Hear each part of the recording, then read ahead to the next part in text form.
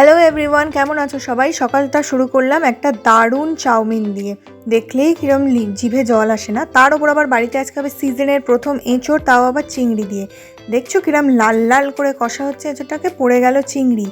এবার হয়ে যাবে লাল লাল ঝাল ঝাল এঁচোড় চিংড়ি। এই সিজনে এঁচোড় চিংড়ি খেতে কারা কারা খুব পছন্দ করো তারা প্লিজ কমেন্ট করে জানিও। আর আজকে লাঞ্চে ছিল ভাত, উচ্ছে আলু ভাজা, বাটা মাছ ভাজা আর লাল লাল ঝাল ঝাল কষা কষা এঁচোড় চিংড়ি। এটা দিয়েই সব ভাত খাওয়া হয়ে গিয়েছিল আমার। দেখো কি সুন্দর দেখতে লাগছে না? কালারটা দারুণ এসেছে। এবার হলো খাওয়ার পালা। এঁচোড়টা যে কি সফট, মানে কি যে কচি, দেখো পুরো যেন মনে হচ্ছে মাংস। তারপর বিকেলবেলা বাগানে জল তুলতে গিয়ে দেখি এই গাছটা পুরো ফুলে সাদা হয়ে গেছে। আমরা যে বাড়িতে থাকি সেই বাড়ির পিছন দিকে একটা বাগান আছে, সেখানেই এই গাছটা। ওয়েদারটাও কীরকম মেঘলা হয়েছিল, তাই গরম গরম চা নিয়ে বসে পড়লাম। আর সন্ধ্যেবেলার একটা হেলদি টিফিন করেছিলাম। ভিডিওটা ভালো লাগলে সাবস্ক্রাইব করে দিও।